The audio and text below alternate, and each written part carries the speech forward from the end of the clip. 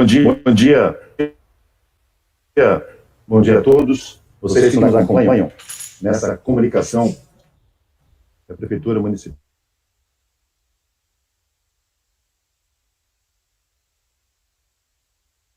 da Prefeitura Municipal de Feira de Santana e a nossa cidade, e especial em relação a todos os momentos importantes, neste momento, com relação à questão da respeito à nossa cidade e especial neste momento, com relação à questão e a situação específica de hoje, que nos parece ser importante de ter a situação específica de hoje e mostrar, a gravidade na Bahia e no Brasil. A nossa tradutora de Libras, a nossa a Noelma, pessoa que já não aumenta nosso nível, que nos acompanha, já a comunicação aumenta nosso nível de comunicação para todas, com essa aspecto tão importante, tradução tão importante. Situação de 18 leitos de UTI, todos ocupados. De 44 leitos clínicos, 30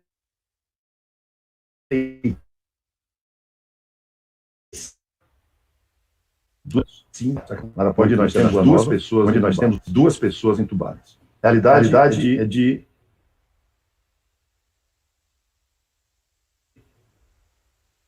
grande afluxo de número de casos. Hospital Estadual Clériston Andrade, Estadual da Criança, com praticamente 100% de leitos ocupados. Hospitais privados,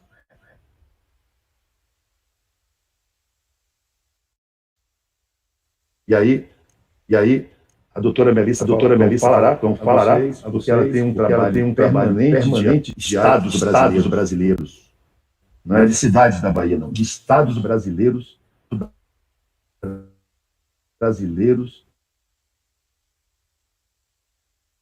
pedindo internação de pessoas. A gravidade tem aumentado em Salvador, a internação, situação ainda neste mês de março. E é preciso que chamemos a atenção de todos dos esforços que nós estamos fazendo, vaga para internamento em unidades privadas hoje, tendo plano de saúde ou condição financeira de pagar, dificilmente, se for para Salvador, dificilmente encontrará vaga.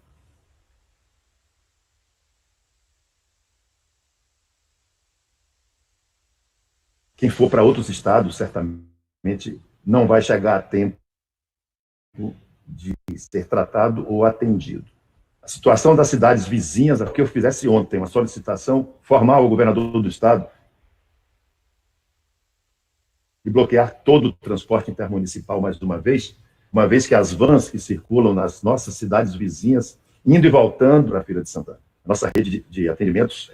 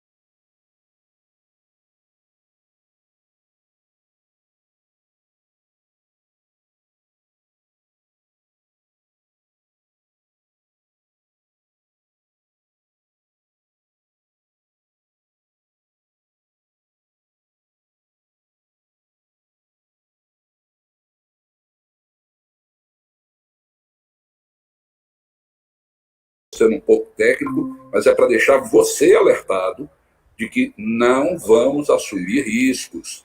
Se não tem necessidade, fique em casa. Use álcool gel, use máscara. Ficar aglomerado, participar de festa, participar de paredão. Isso é completamente contraindicado. A ciência está demonstrando isso. O valor econômico de hoje está apontando que o Brasil teve um aumento nos casos de óbito de 24%. Nós já ultrapassamos 2.000 mortes por dia no Brasil, enquanto que o resto do mundo teve uma redução de 3%. Então, nós recebemos 9.050 doses da vacina, a maior parte para os idosos, uma pequena parte para os profissionais de saúde. Já estamos estudando, junto com a equipe técnica da Secretaria, reduzir o número, a idade limite para fazer a vacina. Nós estamos correndo tudo aquilo que é possível. O prefeito já autorizou, já tem lei aprovada para que a gente participe de consórcio para fazer a aquisição de qualquer vacina que seja devidamente aprovada pela Agência de Vigilância Sanitária. Então, a determinação Marcelo, não tem essa história de recurso. Todos os recursos estão direcionados para preservar e salvar a vida da nossa população. E é esse o objetivo que nós estamos aqui participando e tentando ajudar e conscientizando você de que os protocolos sanitários, aquele que já é repetido tantas e tantas vezes, precisam ser seguidos. Para minha tristeza, hoje na minha ida às 7 horas da manhã, eu passei por alguns lugares e ainda tive o dissabor de ver pessoas andando na rua sem máscara. Não podemos, não façam isso. Vocês têm filhos, vocês têm pais, têm tios, têm sobrinhos. Vocês podem estar sendo um vetor carreando esse vírus para dentro de sua casa e colocando um familiar seu em risco. Na condição de médico, já tive o desprazer de ver famílias, no plural, chorando a perda de filho, a perda de avós, a perda de pais, que participaram de uma festa no final de semana, sem saber, trouxeram esse vírus para casa, a pessoa até não teve sintomas nenhum, mas o idoso que estava em casa foi quem sofreu. Senhores, não vale a pena esse risco. Não façam isso. Vamos insistir nesse ponto. Insisto mais uma vez. Obedeçam as regras da segurança sanitária. Obrigado. Agradecer ao secretário Marcelo. E se vocês viram as redes de televisão ontem, essa informação que o secretário Marcelo está dizendo da falta de medicamentos anticoagulantes é no Brasil inteiro.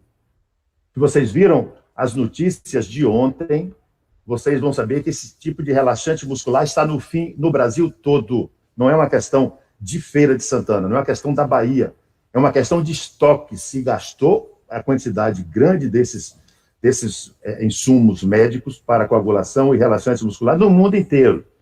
E a Europa usou no mundo inteiro usou lá na Europa para poder atender os seus pacientes. Os Estados Unidos estão atendendo os seus pacientes e para o mundo esse estoque está acabando. O Brasil está comprando novos estoques. Essas empresas todas são multinacionais, não são brasileiras. Então, eles têm os critérios de produção deles. Portanto, é uma falta no Brasil desse tipo de insumo necessário para que nós possamos pensar em ajudar as pessoas que estão precisando de mais ajuda. Mas eu quero passar, nesse momento, para uma análise também da doutora Melissa Falcão, nossa coordenadora na área de combate ao coronavírus. Bom dia, amigos. Estamos hoje, 18 de março, e, assim como os cientistas já alertavam desde 2020, depois do período de férias, dos períodos de festa de final de ano, teríamos o pior momento da pandemia no país. E é o que estamos vendo. Os casos aumentando progressivamente, sem ainda nenhuma perspectiva de redução. Então, se os dados científicos estiverem certos, teremos pelo menos mais uns 30 dias de curva ascendente antes de conseguir alcançar o nosso pico e os casos começarem a reduzir. Então, diante de toda a situação que vemos nesse momento, com taxa de 100% de ocupação dos nossos leitos de terapia intensiva públicas e privadas, um aumento crescente do número da taxa de ocupação dos leitos clínicos. E imaginar que ainda teremos 30 dias pela frente de casos ascendentes, vemos que a situação não vai ser fácil. Os hospitais particulares já estão no seu limite máximo de abertura de leitos. Já pegaram unidades outras e transformaram-os em leitos de terapia intensiva para poder dar conta da demanda. E mesmo assim, não está sendo possível. 10 leitos que se abrem num dia, no outro dia não tem mais nenhuma vaga disponível. Então, a solução não é apenas a abertura de leitos. As aberturas de leitos são importantes, mas não é ela que vai fazer a contenção do número de casos. As unidades privadas recebem pedido de transferência de pacientes de toda a Bahia, muitos pedidos de transferência de Salvador para Feira também, porque Salvador também está com sua rede hospitalar saturada, e começamos a receber pedido de transferência de outros estados. Então, um hospital privado recebeu pedido de transferência de Rondônia. Então, imaginem como estão a rede hospitalar de todos os estados. Estão todos saturados. Então, a gente via muito as pessoas de Feira no início da epidemia, quando falava a taxa de ocupação de Feira está aumentando. Aí a gente via nas redes sociais, se precisar de atendimento, não vá no hospital de Feira, vá em Salvador, porque aqui já está ocupado. Não temos mais essa válvula de escape. Não dá para ir para Salvador, não dá para ir para São Paulo, porque todas as redes hospitalares estão saturadas. Por isso, as pessoas precisam mudar os seus hábitos, porque enquanto isso não acontecer, não conseguiremos ter uma redução. E temos uma média de 200 casos diários novos, casos confirmados.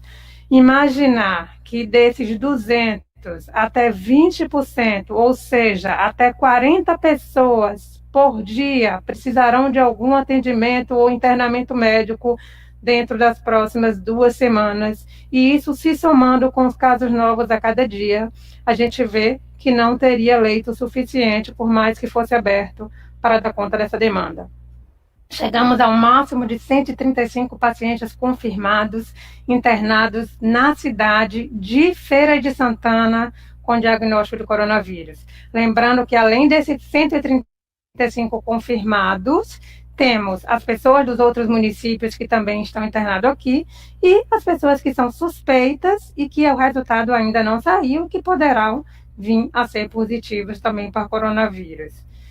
Temos no mês de março, até ontem, 17 de março, 3.040 pessoas contaminadas no total.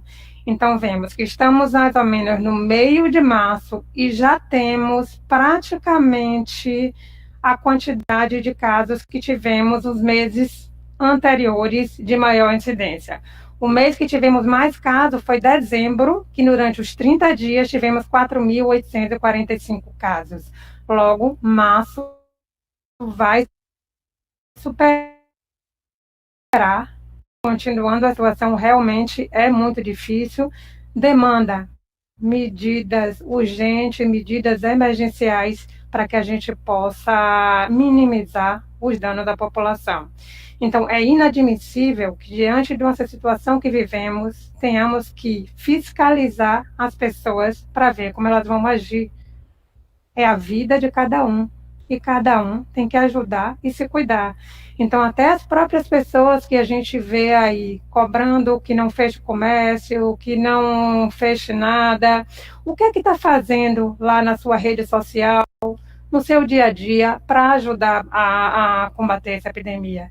Então, eu vejo no meu meio, que muitas dessas pessoas que estão fazendo campanha contra fechamento, contra algumas medidas que estão sendo tomadas, que estão continuando programando viagem, que estão participando de eventos sociais.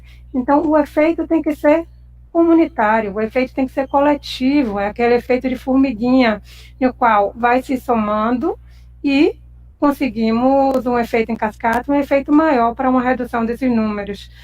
A vacinação caminha lenta em todo o Brasil, estamos avançando com doses aí sempre para poder aplicar, cada dia sendo aplicadas em maior quantidade, mas de uma maneira lenta. Então, ainda não podemos contar com essa vacina imediatamente para uma redução imediata desses casos. apesar de que cada pessoa vacinada a mais é uma pessoa que tem um risco menor de ter um caso grave e de transmitir esse caso para outras pessoas. Então, continuo incentivando a todas aquelas pessoas que ainda têm medo de tomar a vacina, de que ela é segura e que deve ser tomada. Agora, em abril, começa a campanha de vacinação de influenza, que está marcada para começar dia 12 de abril, em todo o Brasil. E todas as pessoas dos grupos prioritários devem tomar também a vacina de influenza. É o período que começa a subir os casos de gripe comum e de H1N1, e a gente precisa reduzir esse número de casos para não aumentar ainda mais a demanda nas unidades de saúde e acabar confundindo, já que os sintomas iniciais são muito parecidos com o de Covid. Como é uma vacina nova do coronavírus, ela deve ser priorizada. Então, entre tomar a vacina de gripe e a de coronavírus, dá preferência inicialmente para a do coronavírus, porque tem que ter um intervalo mínimo de 15 dias entre uma dose e a outra. Então, se eu tomo hoje a minha vacina do coronavírus, eu só vou poder tomar a vacina da gripe cerca de 2 semanas depois. Então, a gente não pode aproveitar um agendamento de um idoso que está indo no posto para usar a vacina de coronavírus para já aplicar da influenza. Isso vai ser em momentos diferentes e vai demandar do nosso serviço de vacinação toda uma organização para que não tenha aglomeração na hora dessas vacinas. Então, vemos que a situação é muito complexa, que essa situação tende a piorar. Temos escassez de recursos materiais e de recursos humanos. Então, sempre venho falando que a rede de profissionais de saúde está cansada e isso aumenta muito o risco de erros humanos, né? Nós todos somos humanos e a fadiga, o cansaço, isso gera aumento de riscos. Então, precisamos nos cuidar. Estamos tomando medidas, e entre elas, o aumento da testagem. Eu acho essencial que haja o diagnóstico precoce das pessoas com coronavírus, para que elas possam se isolar e evitar a contaminação para outras pessoas. Estamos mudando o tempo de isolamento da doença no município, manteremos 10 dias apenas para aquelas pessoas que tiveram casos sem sintomas desde o início do diagnóstico. Então, por exemplo, eu moro com uma pessoa que tem um diagnóstico de coronavírus, eu faço o meu teste e dá positivo, mas eu não tive nenhum sintoma em nenhum momento. Eu fui 100% assintomático. Nesses casos, serão mantidos os 10 dias de isolamento. Para as pessoas que tiveram qualquer sintoma, mesmo que seja só uma tosse ou que seja um caso leve, o isolamento será novamente aumentado para 14 dias, para evitar que a gente tenha risco de pessoas ainda com sintomas e ainda com vírus ativo retornarem ao seu ambiente de trabalho e contaminarem outras pessoas. Então, 10 dias para as pessoas sem sintomas e 14 dias para todas as outras, exceto as que precisam de um caso grave de internamento ou que tenham alguma deficiência da imunidade, que esse isolamento aumenta para 20 dias. Então, é importante aumentarmos essas testagens. Estamos fazendo isso, inclusive, nos bairros da zona, na zona rural. Vemos o aumento do número de casos em alguns locais das zonas rurais, no qual é mais difícil as pessoas seguirem a medida de isolamento, seguirem o uso de máscara. Estamos reforçando essas medidas e aumentando a testagem também nessa zona rural, para que possamos reverter essa situação. Mas toda a força tem que ser conjunta e precisamos da população junto com a gente para que a gente consiga ver alguma mudança.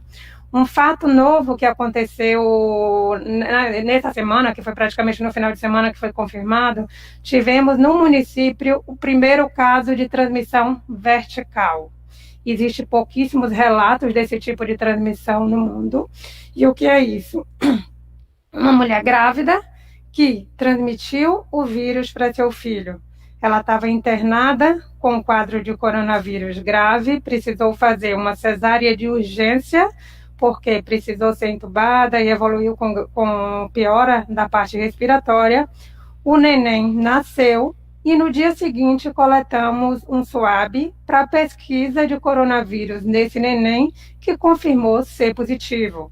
o neném estava em ventilação mecânica, estava entubado também, mas a mãe e o bebê já foram estubados, já estão em ventilação espontânea e evoluindo com melhora, graças a Deus. Né? Então, fatos novos vêm acontecendo, como o aumento dos casos graves em crianças, continuam sendo muito menos frequentes do que nos adultos, mas também estão acontecendo.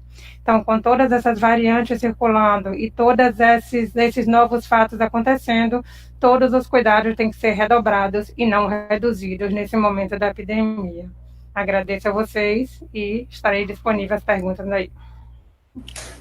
Vou concluir para que as perguntas possam ser feitas. A doutora Melissa deu notícias muito dramáticas, muito dramáticas. A situação é exatamente essa que ela traçou para vocês, o risco é muito alto. A perspectiva desse mês e do próximo, inicialmente, é de número de casos aumentados, 496 mortos em feira, 496 mortos em feira até ontem. Hoje, infelizmente, ontem foram 5 óbitos em feira. Hoje, infelizmente, feira vai ultrapassar 500 mortos. 500 famílias. 18 de março. Estamos numa situação extremamente difícil. 500 mortos. Ainda hoje.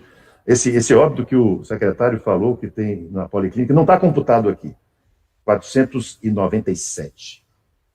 Isso é muito dramático. 500 famílias perderam pessoas. A doutora Melissa falou que, no princípio, lá, há um ano atrás, no dia 7 de março, a primeira pessoa que teve Covid na Bahia, em feira, foi atendida em Salvador. No hospital da Avenida Anita Garibaldi. Foi atendida em Salvador, não teve problemas. Hoje, se ela fosse lá, ela não seria atendida. Não tem vaga lá em Salvador também. Então, nós precisamos ver que eu nunca imaginei chegar nesse número de 500 óbitos. A perspectiva nunca foi essa. E feira, mesmo assim, apesar de ter um número menor, mas com muita dificuldade em afirmar que nós perdemos 500 feirenses. E vamos, infelizmente, perder outros. Qualquer um de nós está nesse risco. Não é fácil falar sobre esses assuntos. Quem nos ajuda em Libra nesse momento, voltou a Noelma, mas a Raimunda Félix foi antes, elas estão aqui nos ajudando também. E ao deixar abertas as perguntas, quero que vocês transmitam a todos que o cuidado é essencial. Chegamos no limite máximo do que a gente pode fazer. O limite é esse. Agora é contar com cada um de nós. Bom dia a todos os colegas que estão acompanhando a coletiva. Eu peço que quem tiver interesse em fazer alguma pergunta, sinaliza no chat do Google Meet para a gente seguir a ordem. Eu passo a palavra para o colega Carlos Augusto. Bom dia, Carlos. Bom dia, Renata. Bom dia, prefeito Colbert Martins, a médica Melissa Falcão, e saudar o nosso novo secretário da Saúde, Marcelo Brito. Prefeito e o secretário, eu gostaria de saber se não seria possível fazer requisição dos materiais junto à CESAB, uma vez que estão faltando os medicamentos, enfim, ou mesmo junto ao Ministério da Saúde. Acho que seria uma importante iniciativa, não sei se é possível ou se isso já foi feito. Outra questão, com relação ao convênio com o Estado. Hoje o governador anunciou a abertura, no sábado, do hospital, isso foi ontem, melhor dizendo, do Hospital Metropolitano. Seria possível parte da demanda de Feira de Santana por leitos de UTI ser transferida para o Hospital Metropolitano? E nesse contexto, prefeito, Feira de Santana, lamentavelmente, como o senhor bem colocou, é um problema que se reproduz em todo o país, mesmo no estado de São Paulo, que tem um poder econômico, a rede de saúde ampla, a situação lá também é gravíssima, né, com um esgotamento da estrutura de atendimento à saúde. se o senhor pensa em adotar novas medidas de restrição de atividade no município. Eu também gostaria de questionar a médica Melissa Falcão se ela tem alguma previsão, alguma estima qual seria o nosso quadro epidemiológico nos próximos 30 dias, os últimos 15 dias de março e os primeiros 15 dias de abril. Seriam estas as questões. Eu quero, por fim, prestar minha solidariedade às famílias que estão com seus entes aí, que perderam seus entes, prestar solidariedade também às pessoas que estão convalescendo da doença e dizer que o Jornal Grande Bahia está à disposição da administração municipal para sensibilizar a sociedade com relação a essa doença, algo que nós temos feito de forma reiterada desde as primeiras notícias, quando essa epidemia teve início ainda na cidade de Wuhan, na China, ainda no ano de 2019, dezembro de 2019. Então, nossa solidariedade ao prefeito, à administração, aos membros do governo, aos profissionais da saúde. E também gostaria de saber se o prefeito não foi vacinado e o senhor está na linha de frente. Sei que o senhor não é tão idoso assim, mas eram esses os questionamentos. Muito obrigado. Agradeço, Carlos, ao secretário Marcelo Brito, logo em seguida a doutora Melissa, e em seguida eu fecho as informações. Obrigado, Carlos, pelas perguntas. Eu posso lhe dizer o seguinte: essa dificuldade do anticoagulante e desses relaxantes musculares, eu vou tentar dar uma explicação muito simples, é evidente que não é com muito detalhe técnico, que não é o caso aqui. Quando você faz a intubação, você tem que passar um tubo pela garganta, eu preciso relaxar essa musculatura da garganta. Então, são medicamentos específicos, não são vendidos em farmácia, são medicações que são vendidas exclusivamente para hospitais, e não existe a medicação no mundo. A quantidade dessa medicação que está disponível na rede mundial foi em muito ultrapassada justamente em razão da Covid. Então, não tem nenhum sentido a gente requerer a CESAB, que já informou que não tem nem para a rede dela, e não tem sentido eu pedir ao Ministério, que já informou que também não tem para os hospitais federais. O Brasil está buscando, junto a essas multinacionais, a importação desses medicamentos. O problema é que eu tenho o mundo todo pedindo esses medicamentos. E aí ele se complica, fica um pouco mais complicado, um pouco mais difícil a vida. Essa situação é tão séria que multinacionais que concorrem entre si, elas autorizaram que seus concorrentes também produzissem esses medicamentos, quebrando até o sigilo de patentes para permitir que vidas sejam salvas no mundo inteiro. Então, é uma situação realmente dramática que nós estamos vivendo.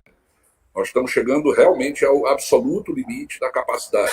Pessoas já estão morrendo por causa disso. Esse exemplo lá, da Rua Nova, da Policlínica, com 2 pacientes entubados naquela unidade, é absolutamente fora de qualquer normalidade. A segunda pergunta que você fez, desculpe, nós estamos enfrentando também uma escassez de oxigênio. Não é somente esse relaxante muscular e um anticoagulante que você é obrigado a passar. Oxigênio está começando a faltar em vários lugares. Aquilo que nós assistimos em Manaus começa a se espalhar nas outras unidades. Já fizemos o levantamento de feira, a situação ainda não é muito grave, mas já está com alerta amarelo aceso. As unidades já começam a consumir uma quantidade de O2 muito maior do que o normal, justamente por causa desses pacientes. Essa unidade, por exemplo, meramente exemplo da Policlínica na Rua Nova, essa não é uma unidade que precise utilizar oxigênio no seu dia a dia. E, no entanto, ela já está com 2 pacientes utilizando oxigênio 24 horas por dia, numa dose mais alta. Significa que, possivelmente, essa quantidade de cilindros disponíveis nessa unidade, em algum tempo vão acabar. Nós já vamos correr para substituir esses cilindros, deixar cilindros de reserva. Mas eu já começo a utilizar a capacidade máxima das empresas produtoras. Elas também, por seu turno, estão fazendo o possível. Essas grandes empresas já estão trabalhando 24 horas por dia para a produção do gás, para poder distribuir a rede inteira. E a última pergunta que você me fez, a minha específica, com relação ao Hospital Metropolitano, nós já estamos em contato com a CESAB para que parte desses leitos também fiquem disponíveis via central de regulação, para que a gente possa desafogar uma parte desse paciente. Mas não esqueça, são 417 municípios que vão tentar acessar esses leitos no Hospital Metropolitano. Se um município encaminhar um único paciente para lá, nós já estamos falando de 417 pessoas internadas, que já está acima da capacidade do Hospital Metropolitano. Tudo que nós estamos falando aqui é gigantesco, é muito grande, é uma população inteira, não é um caso. São muitos casos simultaneamente. Por isso insistimos, vamos adotar as medidas de prevenção sanitária. Não gostaria que vocês estivessem enfrentando a situação que, por exemplo, essas famílias enfrentam com esses 2 pacientes lá na Rua Nova. E principalmente essa terceira família, que já teve seu ente querido em óbito.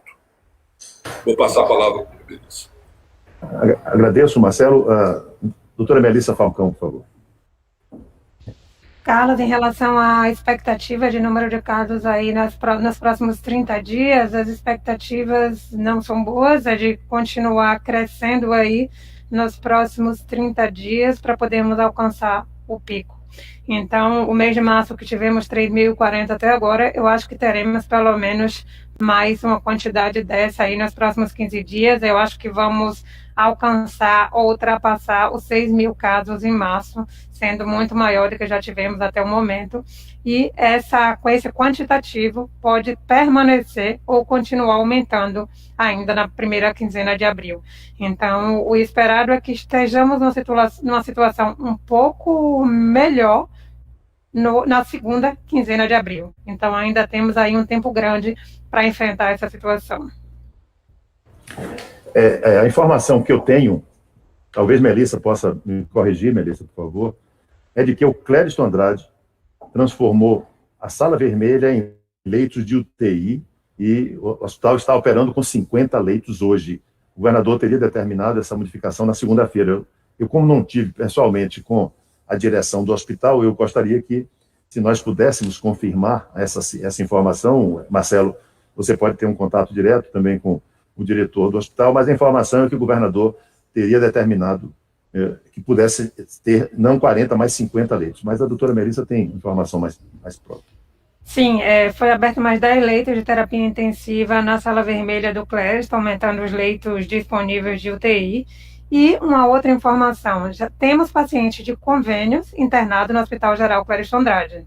Então, esses são pacientes que chegaram na rede privada, que não tinham leito para internamento e que foram transferidos para um leito público. Não é um, não é 2 pacientes. Então, temos um quantitativo que está aumentando. Então, ter um plano de saúde não assegura um leito de internamento. A doutora Melissa tem uma informação bem ampla.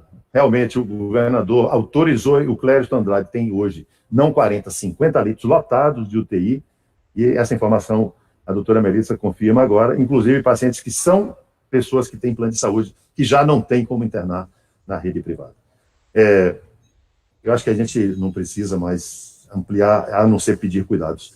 E a resposta para você, Carlos, eu não fui vacinado ainda, eu não estou no limite da idade ainda, apesar de estar na linha de frente, e como médico eu pudesse até ter o direito disso, estou abrindo mão desse direito, aumentando o meu risco, esperando o momento exato em que a minha idade seja contemplada para poder fazê-lo também. Renata, temos mais alguém que possa querer participar? Bom dia mais uma vez aos colegas. Eu pedi que sinalizasse no chat aqui do Google Meet o interesse em fazer pergunta. Hammurabi, que chegou agora. Hammurabi, você tem algum interesse? Sinalize aqui para a gente. Antes de encerrar, pronto. Então, eu passo a palavra para você, Hammurabi, para fazer a pergunta. Bom dia para você. Bom dia, Renata, bom dia aos colegas de imprensa, bom dia ao prefeito Colbert Martins, às outras autoridades presentes na coletiva. Prefeito, eu gostaria que o senhor fizesse uma avaliação desses dias de decreto do toque de recolher e dessa medida adotada aos fins de semana com relação às atividades não essenciais, né, ao funcionamento das atividades não essenciais, com relação à pressão no sistema de saúde e com relação à abertura dos novos leitos que foram anunciados em entrevista coletiva passada. Como é que anda esse andamento aí com relação aos leitos do hospital de campanha, se já estão funcionando, tanto os clínicos que foram anunciados mais 9, quanto os mais 5 de UTI? Então, são essas duas perguntas aí, eu agradeço o espaço. Eu também agradeço, Hammurabi. Os 9 leitos já estão funcionando desde a semana antepassada, então, hoje, por exemplo, temos 35 leitos, mas já tivemos 38, podemos chegar a 44, e eu dei ordem de serviço com o contrato assinado para a instalação dos novos 5 leitos de UTI que estão sendo implantados, não começa de uma hora para outra, tem que contratar a equipe, tem que estender oxigênio, enfim. Mas isso está em andamento com autorização de contrato assinado. E eu espero que possa disponibilizar para a população o mais rápido que possa. Infelizmente, não é uma coisa que possa acontecer, até porque as equipes, de imediato, porque as equipes não estão hoje, a doutora Melissa falou, além de cansadas, elas estão em múltiplas atividades permanentes. Então, nós estamos aguardando para que isso possa ser implementado, já está autorizado, já assumiu o compromisso financeiro. Liguei para Brasília ontem, mais uma vez, pedindo ao Ministério para poder fazer os repasses de janeiro, fevereiro e março, né, para poder a gente fazer face a essas despesas também. Então, sua avaliação do final de semana é o que eu acho que está freando ainda, de alguma forma, a proibição de venda de bebida alcoólica no final de semana. Acho que isso tem um efeito, no meu entendimento, muito mais positivo.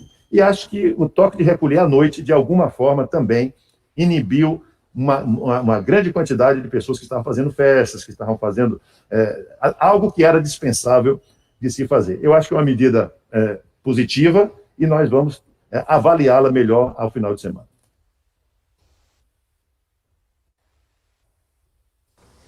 Agradeço a todos a participação na coletiva de hoje. Até a próxima. Um beijo grande para vocês. Agradeço a todos também, bom dia, e qualquer informação nova nessa questão, a gente volta a se falar. No momento, extremo cuidado. A situação está muito grave e há perspectiva dela se tornar ainda mais séria. Bom dia.